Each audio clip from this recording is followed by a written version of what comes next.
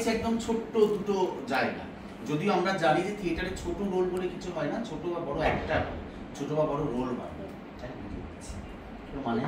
বলুন না, এটাই তো আমাদের আসল। বলুন বলুন, আমরা প্রসাদ নিচ্ছি, আপনি বলুন। ইন্দিরাদি একটা দীর্ঘ সময় থাকবে না বলে আমি খুব টেন্সড হয়ে গেছিলাম, এবং ইন্দিরাদিকে যখন চেঞ্জ করে দেওয়া হলো, ইন্দিরাদি খুব স্পোর্টিংলি সেটা অ্যাকসেপ্ট করলো, এবং পরে এসে সেটা রিহার্স করে মানে শোটা করলো।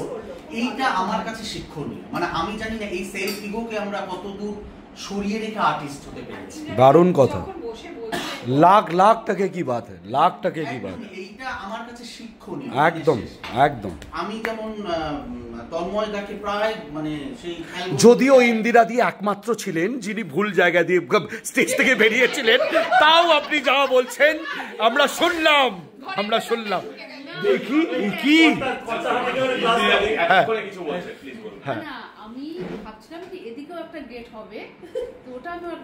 আপনি কি করে ভাবলেন এটা, আপনি কি করে ভাবলেন, আমাদের প্রশ্ন এটাই।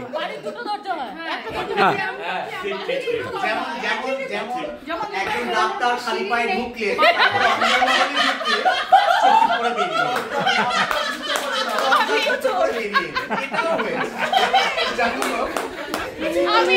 এই স্যারকে শেষ করতে দাও। হ্যাঁ, তন্ময়দাকে আমার মনে হচ্ছিল যে এই চরিত্রটা একটা ফ্যান বয় চরিত্র বলে আমি সেইভাবেই পোর্ট্রে করবার চেষ্টা করছিলাম, আমি নিজে করে করে দেখাচ্ছিলাম অনেক সময়। কিন্তু তন্ময়দা ফিরে এলেন ইংল্যান্ড থেকে, তখন একটা আলাদা মানুষ। এইটা আমার ধারণার বাইরে। আমি হচ্ছে এবার স্পিড এত বেড়ে গেছে যে উইন্সের বাইরে না চলে যায়। মানে এইটা হ্যাটস অফ, আমি এতটা দ্রুত চেঞ্জ একজন অ্যাক্টর মানে একজন মানুষ করতে পেরেছে, এটা সত্যি। মানে শর্মিলা যেমন প্রথম থেকে রুনাদি আমায় বলেছেন বা ইপসিতা আমায় বলেছে যে শর্মিলা এখানকার খুব পাওয়ারফুল অ্যাক্টর, ওকে একবার দিলেই সব করে যাবে, সেই তো শর্মিলা সেটা ধারাবাহিকভাবেই প্রমাণ করেছে। শর্মিলা ইটসেলফ একজন গর্জিয়াস ওমেন, যে কিনা সিরিয়াল তারপরে সিরিজ এইসব করে করে শর্মিলাকে আমি অন্যভাবে চিনতাম আর কি। এখানে এসে আলাপ হয়েছে এবং কাজ করেছে এবং জাস্টিফাই ও যেমন ইয়ে করেছে। ইপসিতার মানে ভাবিনি যে ইপসিতার মানে কি কি খাইয়েছো চুপ চুপ চুপ। আমার প্রথম থেকে একটা মানে আইডিয়া ছিল যে আমার আরেকটা কাজের ধরন বলি, আমি সবটা বলতে বলতে চাই না, কিছুটা আবার আড়ালে আড়ালে রাখতে রাখতে চাই। আমি ভেবে রাখি কি করব না করব। আমি বাড়িতে বসে কখনো চকাউট করি না, আজকে গিয়ে না এটা করাবো, এরকম এরকম হবে। কেন করাই না, তার হচ্ছে স্পেস আর হিউম্যান বডি যখন এক জায়গায় আসে দুটো, তখন ওই পুরো আমার ধারণাটা বদলে যায়। আমি ওই মুহূর্তে গিয়ে ওর কিছু একটা ক্রিয়েট করার চেষ্টা করি। তো আমার যেমন এইটা যেমন একটা বললাম, আরেকটা হচ্ছে আমি বলি না, তার কারণ একটা কিভাবে চমকিত হবে। আমি আগে থেকে যদি বলে দিই তুমি এখান দিয়ে ঢুকবে আর ওখান দিয়ে বেরিয়ে যাবে, ও আর আলাদা করে কিছু ভাববে না, সেটাই করবে। এই জন্য আগে থেকে কিছু বলি না। ইপসিতাকে দিয়ে যে আমি এইটা করাবো শুরু এবং শেষটা এইভাবে, এটা আমি অনেক আগে ভেবে রেখেছিলাম, কিন্তু আমি সেটা কখনো রিভিল করিনি। তারপর আমি একদম শেষের দিন এসে কোরিওগ্রাফি করিয়েছি, শেষটা কি হবে শেষটা কি হবে। সেরকম ইপসিতা খুব ভালো, যদিও ভুলে গেছিল পরে নাম বলতে, মানে যেভাবে ডিজাইন একদিনে সেটা হয় না, সেটা প্রমাণিত যে রিহার্সাল দীর্ঘ সময় ধরে আমরা যেটা গড়ে তুলি সেটা একদিনে কখনো হয় না, সেটা প্রমাণ ইপসিতা খুব ভালো মতন দিয়েছে। তারপরে হচ্ছে রুনাদির পার্টটা ছিল একজন পুরুষের ঘটক, তাকে ঘটকিপুরি করেছি, কিন্তু সনাতনী রেখেছেন। হ্যাঁ, সনাতনী সব দোষ বুঝতে একেবারে মানে নাম্বার 1 একদম।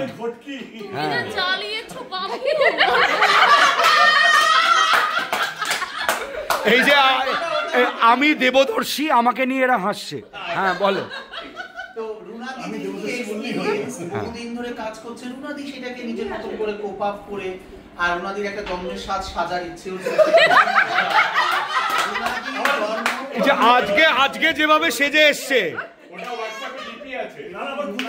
হাজবেন্ডকে মানে মানিয়েছে যে জন্মদিনে আমাকে পায়ের মল কিনতে, যেটা ঝুমুর ঝুমুর আওয়াজ।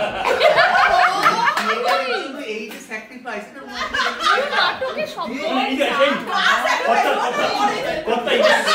এটা স্যার যখন বলবেন না তুমি ব্যাকগ্রাউন্ডে এই গানটা দিও, আহা মুড়ি মুড়ি চলিতে চলিতে আহা আহা আহা শেষ পর্যন্ত সেটা চালানো যায়। স্যার আপনি বোধহয় আমাকে ছেড়ে দিয়েছেন, যা পারুক করুন। কিন্তু দিনের শেষে পার্টটা খুব ভালো করেছে, মানে যেটা চেয়েছিলাম যেরকম ভাবে করা সেটাই সেভাবেই করেছে। একদম জলজল করছিল স্টেজে। এবং রুনাদি কেউ জিজ্ঞেস করেনি তোকে। তন্ময়দাকে যেমন ওই সিটি দিয়ে বরণ করলো, বাবা, রুনাদিকেও তাই করলো। তার মানে সব পপুলার। হ্যাঁ, আরে ভীষণ পপুলার, বাহ বাহ। আর হচ্ছে আমাদের পিয়ালিদির প্রতি আমার একটা অন্য জায়গা থেকে একটা সফট কর্নার আছে। হ্যাঁ বলতেই পারেন শালা ক্যারেক্টারই ছিল না, কোথা থেকে নামিয়ে দিল বাবারে।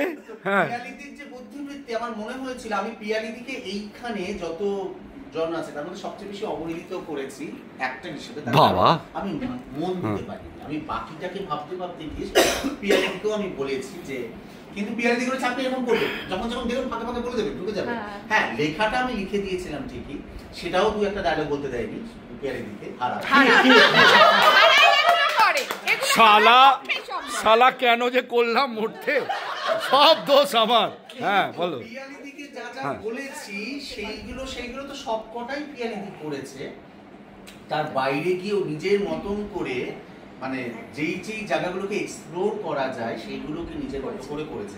ইভেন সেটটা দিয়ে যেহেতু আমরা কোনোদিন রিহার্সাল করিনি, এরা থিয়েটার করেছে, এরা অনেকদিন সেটের সঙ্গে 7খানা আমাদের স্টেজ রিহার্সাল করেছে। তো ন্যাচারালি তার এফেক্ট আর আপনাদের এফেক্ট তো এক হবে না। আমার ওঠা নামাতে যেমন প্রচুর। হ্যাঁ, ওইটা একদম 11th আমার সেট পাবো, শোয়ের দিন সেট পাবো। পিয়ালিদি সেটাই করলো, উঠে গিয়ে মরবে না সেই খাটের মধ্যে উঠে। আমি ও তখন দর্শকের মধ্যে, আর আমি ওই যে ওই জায়গাটায় দাঁড়ানো, আমি হচ্ছে দেখি আমি বারণ করেছিলাম করতে, দেখ অবস্থা পিয়ালিদি। এবং ওই যে একজন ওপরে একজন সিঁড়িতে আর নিচে, এই যে লেয়ারটা, এটা কিন্তু নাটকের তৈরি হলো।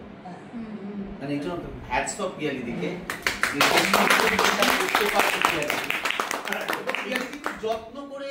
হ্যাঁ, একটা মালা, এটা আমার ভীষণ ভুল যে আমি মালাটাকে বলা উচিত ছিল, কারণ ওরা তো মালা কিনেইছে শেষ পর্যন্ত, আর একটা মালার ব্যাপার ছিল। কিন্তু আমার এত ঘেটে গেছিল সবকিছু মিলিয়ে হচপচ হয়ে গেছিল। পানের পিক ফেলাটা, হ্যাঁ, এই যে মানে এই আমি দেখছি পানের পিক ফেলছে, লোকে হেসে ঘুরে, মানে ওইদিকে ওই দেখো ব্যাপারটা এরকম হচ্ছে, এনজয় করছে লোক। তো পিয়ালিদির এই বিশ্বাসটা ছিল বলে আমার পিয়ালিদি কিন্তু বেরিয়ে গেছে পুরো বিয়েটার মধ্যে। এবং মালা ছাড়াও এটা বুঝতে অসুবিধা হয় না, আমি জানি না বাকিরা যারা দর্শক আপনাদের সাথে কথা হয়েছে, উনি যে আসলে মৃত একজন ব্যক্তি ওখান থেকে বারবার বেরিয়ে আসছে, সেটা কিন্তু আমার দেখতে মনে হচ্ছে এস্টাবলিশ। এই এক্সপ্রেশনটা দেখো মুখের, ওই যে গরমটা, ওই করবি বেটি করবি। হ্যাঁ, গর্বি আমার বোন।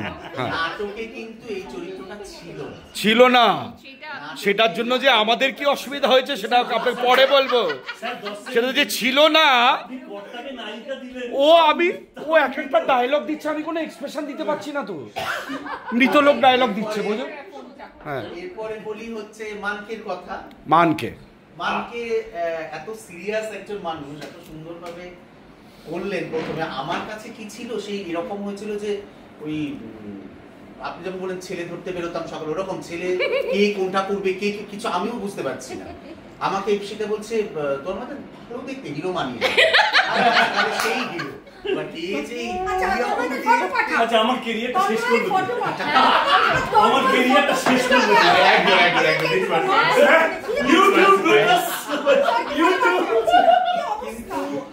যেটা আমরা এটা সবাই বলেছে, মানকে এবং আমাদের কি বলে গৌরব, মানে ওদের জুড়িটাও ভালো হয়েছিল, ওদের নিজেদের আন্ডারস্ট্যান্ডিং, দুজন অ্যাক্টর হিট জোড়ি যে জায়গায় নিজেরা এবং ওরা দুজনে খুব প্র্যাকটিস করেছে। সেই ভাগ্যিস বললে।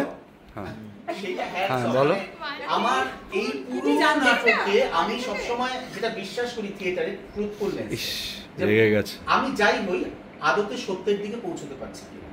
আমি জানি যে আমার বাড়িতে কখনো যদি আমি মেয়ের উপর রেগে যাই, বা আমার প্রেমিকার সাথে আমার প্রেম মানে খুব জড়াজড়ি অবস্থা হয়, তখন অ্যাম্বার জ্বলে ওঠে, তখন ব্লু ওয়াশ পড়ে, সবটাই মিথ্যে আমরা জানি। এবং আমি যা বলি, আমি যে ক্যারেক্টার করছি আমি তা নই। কোনো একটা শেড আমার সাথে মিলতে পারে, রতনমালার সঙ্গে আপনার মিলতে পারে, বা রসিকলালের সঙ্গে ওনার মিলতে পারে, গিন্নির সাথে ওনার মিলতে পারে, কিন্তু এটা নয়, আমরা এটা নই। আমি কথা ইয়ো তারপরেও যখন আমরা এটা বলি এবং দর্শক হাসছে, দর্শক কাঁদছে, তার মানে কোথাও একটা ট্রুথফুলনেস আছে, মিথ্যের মধ্যে দিয়ে সেই সত্যটাকে প্রতিষ্ঠা করতে হবে। অফকোর্স এই জার্নিটা টু মাচ টাফ, পৃথিবীর সবচেয়ে টাফ জব। কিন্তু যে কোনো আমরা দেখবেন কিছু হতে হবে, অভিনয় করি চল চলে যায়, তা কিন্তু নয়। সবচেয়ে টাফ জব হচ্ছে অভিনয়, কারণ সত্যে পৌঁছতে হয় মিথ্যে কতগুলো কথা বলছে। বাহ, क्या बात है, क्या बात है भाई, क्या बात है। আমার মনে হচ্ছে যে ও মানে মানকে সেইটা আমার কাছে খুব মানে খুব কাছের হয়ে রইল এই চরিত্রটা। সোমনাথ, থ্যাংক ইউ, মানে আপনাকে এইভাবে চরিত্রটাকে ভাবা। মানকের সম্বন্ধে আমি একটা কথা বলবো, মানকের অ্যাটিটিউড সরাখো পর, সরাখো পর, কেন বলছি সরাখো পর। নাটক ওই যে এই যে বেঁকে বেঁকে থাকাটা, এটা সত্যি। এইটা মিঠুন পরে এসে কতবার তোমার সাথে কথা বলছি বলো, কোমরটা নিয়ে। অনেক অনেক বড় হলে কেউ বাঁকতে পারে না, না সিরিয়াসলি, আমি কিন্তু এটা সিরিয়াসলি বললাম। যা সালা ভালো কথা বললে এখানে কেউ দিচ্ছে না, ইমপ্রেশনটাই এরকম।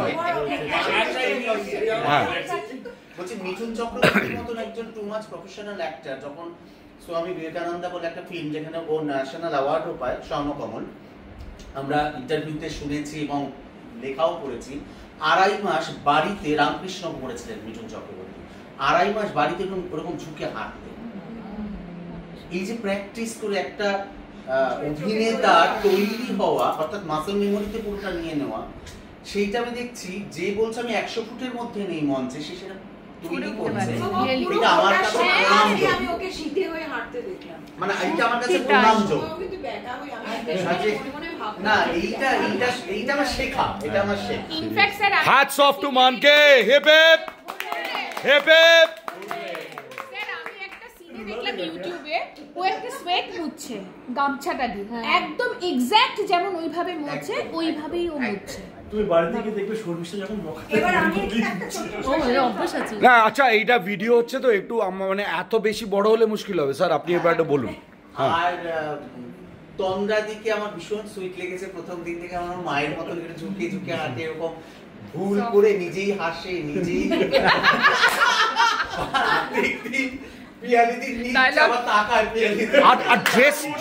আর ড্রেস নিয়ে সবচেয়ে বেশি অবসেসড, এটা পরে আসবো তো। হ্যাঁ, মানে কাছের মনে হয়েছে তন্দ্রাদিকে দেখে, তন্দ্রাদি ভুল করলো আমার মনে হয় সেটাই বোধহয় এটাই করলো, মানে এটাই আমার মনে হচ্ছে। এত সুইট, এত সুইট, এত সুইট। এই সোমনাথ কখন করবে? আমাদের আর কি বাকি রইলো অ্যাক্টরদের মধ্যে, মানে আমার সামনে কিছু বলেননি কথা, just reminding you the villain of the group. এই ওর সম্বন্ধেও কিছু বলেননি? ও বলেছেন, আচ্ছা আচ্ছা। অলোকেশ দা আছে, আমি আবার অলোকেশ দাস, যেটা হয়েছে অলোকেশ দার সাথে আমার পরিচয়ও ভালো করে হয়নি, যে তিনি আমার অ্যাক্টর, হ্যাঁ। দুদিন এসেছেন, যা যা করার তাই করেছেন, যেমন ভুল করার তেমনই ভুল করেছেন।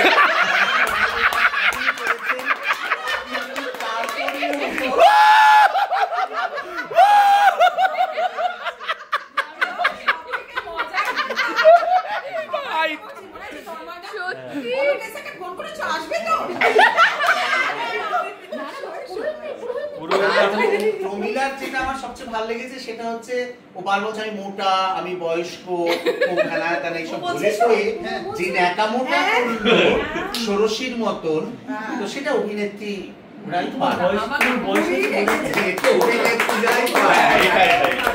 এমনি তো আপনাকে মাঝ বয়সী ডিম্পল কাপাডিয়ার মতন দেখবো, জানেন আপনার যে গ্ল্যামারটা, সেটা আমার মনে হয় বেশ মাঝ বয়স সাগর করেছিল যখন ডিম্পল কাপাডিয়া, ওই গ্ল্যামার আপনার।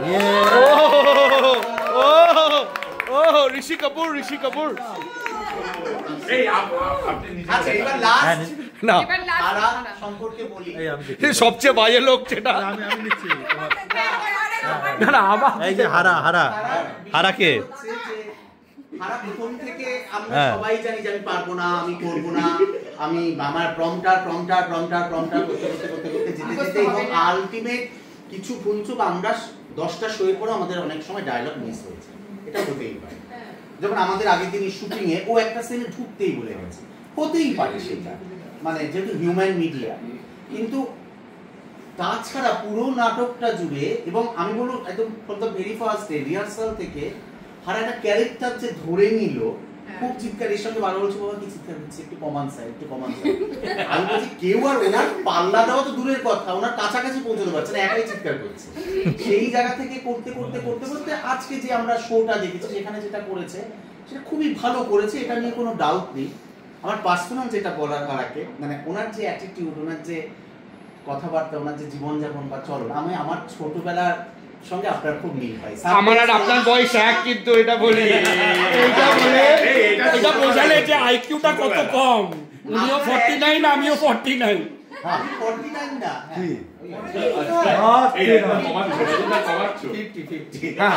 আমি সেটাই বলছি। আমাকে মেসেজটা পাঠিয়েছে, আমি ভাবছি 25 বছরের লোককে মেসেজ পাঠাচ্ছে। না না না, আপনার অ্যাটিটিউডটা যেটা ওই যে সাবওয়ে সেলসে যাওয়া, ওই এনভায়রনমেন্ট আনা, এবং এখনো সেটা উনি বজায় রাখেন, মানে মদের গ্লাস ছাড়া উনি হাঁটেনি না। এইবার ভিডিওটা নষ্ট হয়ে গেল। আমি না আজকে রিহার্সালে আসতে পারবো না, আমি একটু বিয়ার খেয়ে ফেলেছি। হ্যাঁ রিয়েলি স্যার সাথেই বললাম যে আকবর বাদশার সঙ্গে হরিপদ কেন এই সবটা মিলিয়ে আমার যে এক্সপেরিয়েন্সটা, সেটা সত্যি আমি বলছি, এটা কোনো বানিয়ে কথা নয়। নিশ্চয়ই অনেক সময় হয়েছে আমি রেগে গেছি রিহার্সালে, যে আমি ঠিকটা পাচ্ছি না। এটা আমার পক্ষে খুব স্বাভাবিক ছিল রেগে যাওয়াটা, কিন্তু ওই মানে মেঘ দেখে কেউ করিস নে ভয়, আড়ালে তার সূর্য হাসে, শেষটা ভালো মানে সবটাই ভালো। একজনকে আমি পেয়েছি এখানে সবচেয়ে আলাদা ভাবে, সেটা হচ্ছে রেশমা। আমি জানি রেশমা খুব ভালো শায়েরি লেখে, রেশমা ততদিন ভালো শায়েরি বলে, উর্দু এবং হিন্দি মিলিয়ে, এবং পিয়ালি দিয়ে আমি এবং ইপসিতার মুখটা বাংলা 5 হয়েছে, এবং বলি খুব ভালো হয়েছে, অনেক সময় বুঝতে পারি না, আবারও বোঝায়, আবার কবিতাটা পড়ে, এটা আমাদের একটা চর্চা চলে। এবং যত রেশমা দি এই তোমাকে কিন্তু আমার দেবাদর্শী ভালো দিদি বলবো, আমি ওর দিদিটাকে আমার ভালো লাগছে। ভেরি গুড ইয়েস আমি রেশমা যত ভালো শায়েরি লেখে তার চাইতে অনেক ভালো শায়েরি বলে। হ্যাঁ বলার আমার অবাক লাগলো, মানে আমি যখন শুনলাম তখন আমার মনে হয়েছিল রতনমালা তো হ্যাঁ রতনমালা ওর করা আমি বলতাম, কিন্তু ও তো অভিনয় করবে না, জেদ করে আছে। ওর করা উচিত। না, আমি যেটা বলতে যাচ্ছিলাম সেটা হচ্ছে কিন্তু আমি জানি রেশমা একদম ভালো এই লাগে। প্যাটার্নটা আমি তোমাকেও জানি। লেগেছে, ওকেও লাগে। হ্যাঁ আমি জানি, কিন্তু যেটা আমার পরিচয় ঘটলো যে ও একদম না সুশাসক, মানে যেভাবে রিহার্সালটা কন্ডাক্ট করেছে, ফাটাফাটি। প্রতিনিয়ত আমার সঙ্গে যোগাযোগ করা, রিহার্সাল টাইম দেওয়া, কোথায় হচ্ছে, কিভাবে হচ্ছে, কেন হচ্ছে, এইটা একজন কোঅর্ডিনেটরের অ্যাকচুয়াল জব, যেটা আমি আমার দলের ছেলেমেয়েদের আজও বোঝাতে পারি না কিভাবে করতে হবে। ওরা যদি এইটা বলতে হবে, মানে আবার আমি বলতে, আমি যদি সব বলে দিই তাইলে আর কি, ও নিজের দায়িত্বে পুরো কোঅর্ডিনেট করা, এবং রিহার্সাল ভীষণ শক্ত হাতে, ভিডিও করে তাকে পাঠানো, এবং তন্ময় যে প্র্যাকটিস করেছে সেটা কিন্তু এই ভিডিওর জন্য। মাল্টিপল টাইম একদম তো এইটা রেশমার একটা নতুন পরিচয়, নতুন রূপ আমার কাছে মানে খুলে গেল। রেশমা আর শেষ দিন সুন্দরভাবে মানে দাদা আপনি বড়দের সঙ্গে বললেন। হ্যাঁ বলেছি তো, এই সবথেকে মজার কথা আমার খুঁজে পাওয়া দিদিকে। আচ্ছা আমরা এবার আলোটা না বন্ধ করলে, না অ্যানাউন্স করে বন্ধ না করলে আমি তার ছেড়ে দেবো। আচ্ছা আমরা ভিডিওটা এবার এন্ড করছি, আপনি একটা লাস্ট কিছু বলুন, আমরা ভিডিওটা এবার এন্ড করব। অনেক বড় হয়ে গেলে কি শেয়ার করা যায়, এটাই যে কাজটা করে এত ভালো লেগেছে স্যারের উপর